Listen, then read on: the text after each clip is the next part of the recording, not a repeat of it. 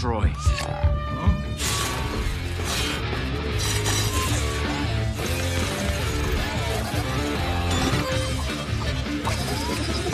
Selamat datang. Kali ini kita bakal nyeritain cerita seru lagi nih. Sekarang kita bakal ceritain tentang cerita robot yang sangat menarik tentunya. Judul filmnya adalah Big Hero 6. Nah, film yang satu ini merupakan film animasi yang mengadaptasi karakter Marvel Comics yang pada saat itu telah diakuisisi oleh Disney sendiri nih.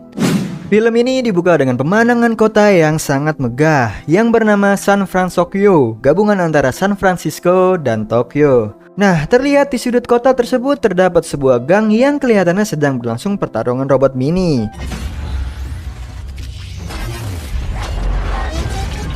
Pertarungan tersebut dimenangkan oleh Yama dengan robotnya yang bernama Little Yama, dan ia pun berhak memenangkan uang taruhannya. Tiba-tiba dari balik kerumunan seorang anak remaja mengajukan diri dengan robot yang dia buat sendiri. Anak remaja ini bernama Hiro Hamada dan robotnya bernama Megaboard, dan pertandingan pun dimulai.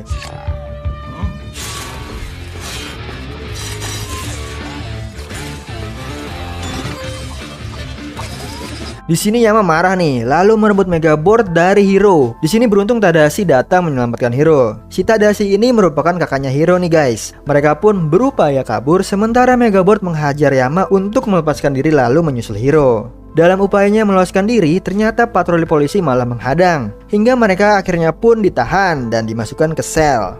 Beberapa saat kemudian mereka dibebaskan oleh BB Cash yang selama ini merawat mereka. Setibanya di rumah Hiro, langsung menuju ke komputer nih untuk mencari pertarungan robot ilegal lainnya. Tadashi pun bersedia mengantarkannya ke lokasi taruhan robot tersebut. Namun ternyata Tadashi malah membawa Hiro ke San Francisco Institute of Technology, tempat Tadashi kuliah, dengan alasan ingin mengambil sesuatu. Nah, Tadashi mengajak Hiro masuk ke kampusnya untuk menunjukkan suasana lab dan memperkenalkan Hiro kepada teman-temannya di klub kutu buku. Mereka adalah Gogo Tamago, gadis tomboy yang tertarik dengan mesin dan kecepatan. Wasabi dengan penelitiannya berupa laser listrik plasma yang bisa memotong apapun. Honey Lemon, gadis yang gemar mencampur bahan kimia untuk menciptakan reaksi kimia baru yang lebih inovatif. Dan yang terakhir adalah Fred, maskot kampus dengan pakaian monsternya. Setelah berkenalan, Tadashi lalu mengajak Hiro masuk ke rumah tempatnya meneliti. Di sini Tadashi secara sengaja membuat Hiro berteriak dan membuat lengannya kesakitan, yang ternyata membuat sebuah box berwarna merah terbuka.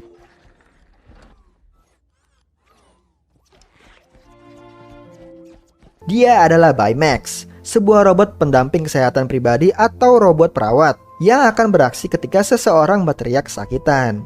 Berbeda dari gambaran robot pada umumnya, Baymax ini terbuat dari bahan flanel yang nyaman dan bisa dipeluk. Nah, si Baymax ini akan berhenti melakukan perawatannya sampai orang dirawat itu menyampaikan rasa puas akan pelayanannya. Ketika sedang asik ngobrol, tiba-tiba seorang memotong pembicaraan kakak beradik itu, yang ternyata adalah Profesor Robert Callaghan, yang merupakan penemu sistem magnetik dan hukum robotik. Karena ketertarikannya pada robot, Profesor Callaghan menawari Hiro Hamada untuk masuk ke San Francisco Institute of Technology, tanpa melihat usianya yang masih terlalu muda untuk menjadi seorang mahasiswa. Keesokan harinya, Tadashi menjelaskan pada Hiro Hamada bahwa setiap tahun Francisco Institute ini mengadakan pameran karya mahasiswa. Karya yang mampu membuat Profesor Callaghan terkesan akan terpilih untuk masuk menjadi mahasiswa. Nah, karena idenya stuck, Tadashi mengangkat Hiro secara terbalik nih, agar dia mendapatkan ide yang lebih fresh. Di momen inilah Hiro melihat Megaboard dan tiba-tiba ide pun terlintas. Singkat cerita, hari yang ditunggu-tunggu pun tiba. Di atas panggung, Hiro mempresentasikan alat kontrol di kepalanya, kemudian mengeluarkan dan menunjukkan benda kecil berwarna hitam dari saku jaketnya. Hiro menjelaskan, microbot ini memang tidak akan berguna jika hanya satu, namun jika digabungkan dengan microbot lainnya akan menjadi sesuatu yang sangat berguna. Hal ini malah membuat pengunjung pameran mulai merapat ke panggung menyaksikan apa yang sedang dipresentasikan oleh Hiro. Just the beginning. How about transportation? Like anywhere. Lewat karyanya, semua orang yang menyaksikan presentasinya tersebut sangat takjub nih, termasuk Alistair Cray yang merupakan presiden dari tech company. Selesai presentasi, Mr. Cray mendekati Hiro nih untuk melihat karyanya dan menginginkan microbot untuk berada di pabriknya. Nah, belum sempat Hiro mengiyakan tawaran Tuan Cray, Profesor Callaghan datang nih. Nah, meski sempat ditawari uang dalam jumlah yang sangat besar, Hiro memutuskan tidak menjual microbotnya. Tadashi kemudian meminta Mr. Cray mengembalikan microbot adiknya. Nah, saat setelah kepergian Mr. Cray, Profesor Callaghan memberikan Hiro amplop nih yang berisikan formulir pendaftaran masuk menjadi mahasiswa dari Front Tokyo Institute of Technology. Ketika hendak merayakan keberhasilannya atas penemuan dan diterimanya Hiro di kampus tersebut, tiba-tiba alarm gedung berbunyi. Tadashi dan Hiro kemudian berlari menuju gedung. Di sana mereka menyaksikan orang-orang berhamburan keluar nih, yang ternyata gedung pameran tersebut terbakar. Mengetahui Profesor Callaghan masih berada di dalam gedung yang apinya semakin membara, Tadashi nekat nih untuk masuk menyelamatkan sang profesor. Gedung tersebut meledak saat setelah Tadashi memasukinya, dan Tadashi tewas dalam peristiwa tersebut. Atas kejadian itu, Hiro menjadi pendiam nih, dan mengasingkan diri dalam kamarnya setelah kematian kakaknya tersebut. Di sini tidak sengaja Hiro menjatuhkan megaboardnya dan mengenai kakinya. Rupanya hal tersebut mengaktifkan Baymax robot ciptaan kakaknya yang langsung meminta Hiro untuk melakukan perawatan. Namun Hiro menolak nih dan memaksa Baymax untuk menyusut lagi. Tapi upaya tersebut tidak berhasil, malah justru membuat Hiro terjatuh ke bawah tempat tidur. Di bawah tempat tidur tersebut, Hiro menemukan sebuah microbotnya yang aktif. Awalnya dia ngerasa aneh nih, karena microbotnya akan tertarik dengan microbot lainnya. Sementara microbot tersebut adalah satu-satunya yang tersisa. Karena penasaran, Baymax kemudian memindai microbot tersebut. Hiro yang sedang asik dengan robotnya menyuruh Baymax mencari tahu sendiri kemana microbot itu akan pergi. Akhirnya Hiro segera menyusul dan membawa mereka berdua ke suatu gudang yang sudah lama ditinggalkan. Di sana Hiro menemukan seseorang menggandakan microbot ciptaannya dalam jumlah yang sangat banyak. Ketika akan menyelidiki, tiba-tiba seseorang mengaktifkan dan mengendalikan semua microbot untuk menyerang Hiro dan Baymax. Dengan susah payah, akhirnya mereka bisa meloloskan diri nih dan pergi ke kantor polisi untuk melaporkan kejadian yang menimpanya.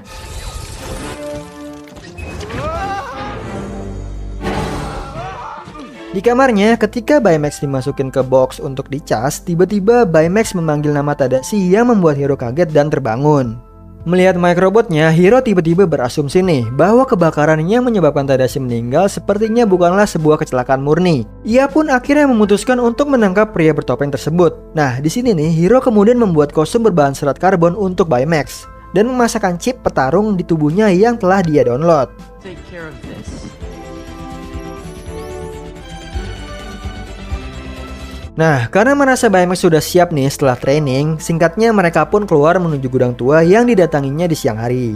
Bermodalkan microbot sebagai petunjuk, Hiro dan Baymax terus mencari si topeng kabuki dan tanpa mereka sadari nih, sebuah mobil ternyata mengikutinya. Kemudian muncul bayangan dari dalam laut nih, dan dengan jelas terlihat si topeng kabuki yang membawa sebuah benda berlambangkan burung balet. Di saat Baymax akan beraksi nih, tiba-tiba Hiro dikejutkan dengan kehadiran teman-temannya yang ternyata telah mengikutinya dari tadi.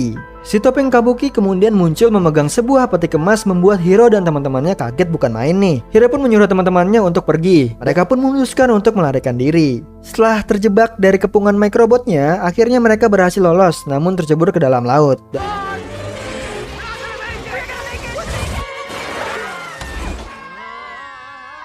Dan sekali lagi nih, si Baymax segera menolong mereka dan menariknya ke atas. Dalam keadaan basah kuyup dan kedinginan, keenam sahabat ini akhirnya tiba di rumah Fred. Hiro kemudian memperlihatkan gambar burung walet yang dia lihat sebelumnya kepada teman-temannya. Di saat sedang kebingungan, Baymax berujar nih bahwa orang tersebut memiliki golongan darah AB. Hiro kemudian memiliki ide memperbarui teman-temannya dengan membuat kostum superhero dan senjata mereka masing-masing.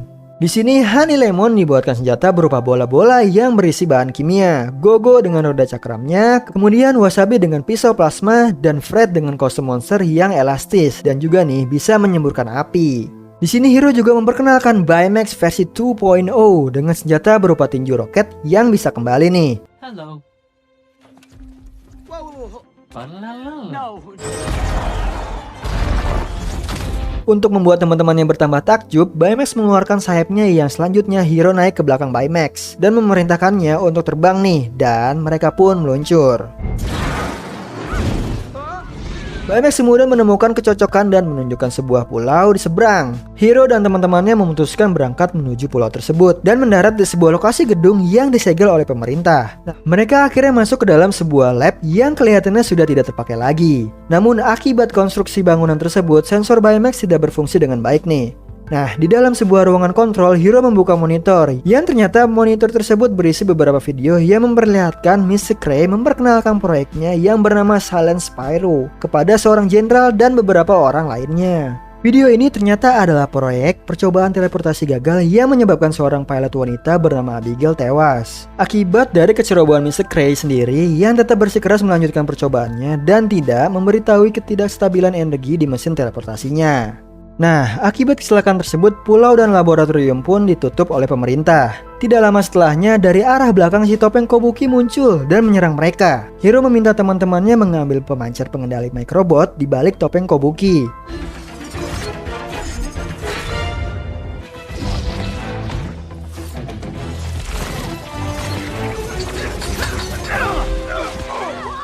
Upaya keras mereka ternyata berhasil nih setelah Hiro menghempaskan musuhnya dan membuat topengnya terjatuh. Hiro segera mengambilnya dan rupanya orang yang dibalik topeng tersebut adalah Profesor Callaghan.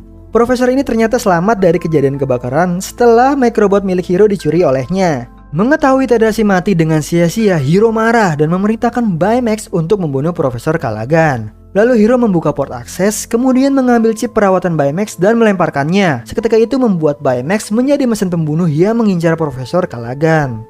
Di sini teman-teman Hiro segera mencegah Baymax, namun berkali-kali gagal. Pada akhirnya Honey Lemon memasukkan chip perawatan Baymax dan membuatnya kembali normal. Di suatu pagi yang cerah di sebuah gedung, tampak Mr. Cray berpidato dalam pembukaan pabriknya. Namun belum beberapa lama, tiba-tiba ribuan microbot bermunculan dari atas gedung yang membuat para tamu yang hadir berhamburan. Profesor Callaghan yang mengontrol microbot kemudian menangkap Mr. Cray dan juga mesin teleportasi ke atas gedung untuk menyatukannya lalu menopangnya sehingga mesin tersebut aktif. Perlahan-lahan benda yang ada di sekitarnya mulai tersedot nih masuk ke dalam portal. Hal ini dilakukan oleh Profesor Callaghan sebagai bentuk balas dendamnya dengan cara yang sama seperti anaknya yang tersedot ke dalam portal. Hiro dan teman-temannya akhirnya datang nih dan berusaha mencegah Profesor Callaghan untuk bertindak lebih jauh. Karena rasa dendamnya yang membara akibat kehilangan putrinya, Profesor tidak memperdulikan Hiro dan langsung menyerang mereka.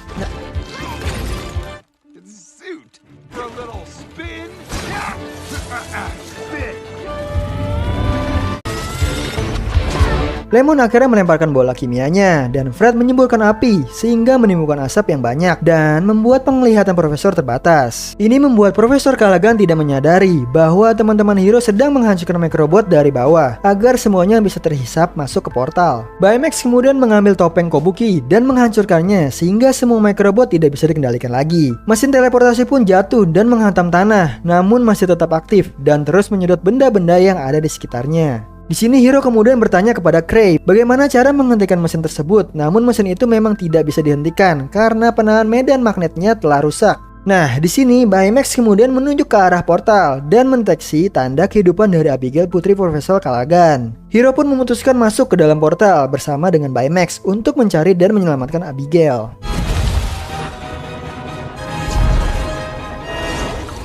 Bener aja nih, Abigail ternyata ada di dalamnya dan tampak sedang tertidur pulas. Di saat mereka sedang berupaya keluar, Baymax berusaha mendorong Hiro dengan tinjunya agar dapat keluar dengan selamat. Sedihnya nih, di sini Baymax meminta Hiro untuk mengucapkan kata puas akan pelayanannya. Namun Hiro menolak hal tersebut karena dengan mengucapkan kata itu Baymax akan nonaktif dan tinggal di dalam portal selamanya. Hiro tidak ingin kehilangan Baymax. Mengingat waktu yang semakin sempit, akhirnya dengan perasaan sedih yang mendalam, Hiro memeluk Baymax dan mengucapkan kata puas atas pelayanannya. Bersama dengan itu, tinju roket ditembakkan dan Baymax terpental lebih dalam. Sementara Hiro yang memegang kapsul meluncur keluar ke portal. Beberapa saat kemudian portal pun meledak, sementara Hiro selamat mendarat dengan Abigail, namun Baymax tidak ada. Kemudian ambulans pun datang untuk memberikan perawatan kepada Abigail yang sudah kembali sadar dan membawanya ke rumah sakit. Sementara Profesor Callaghan ditahan oleh polisi untuk mempertanggungjawabkan perbuatannya. Nah, singkat cerita nih, di satu siang di dalam ruangan kerja Tadashi, Hiro mengambil tinju roket Baymax dan melihat sesuatu di dalamnya. Rupanya itu adalah chip perawat Baymax yang mengandung semua personalita Baymax yang telah dibuat oleh Tadashi. Baymax akhirnya aktif dan menyapa Hiro kembali. Dan berbekal kostum superhero, akhirnya Hiro Hamada, Baymax, dan teman-temannya bisa melindungi orang banyak dengan harapan untuk memenuhi harapan Tadashi untuk membantu orang banyak. Film pun berakhir. Kalau memang saya nggak usah dilanjut.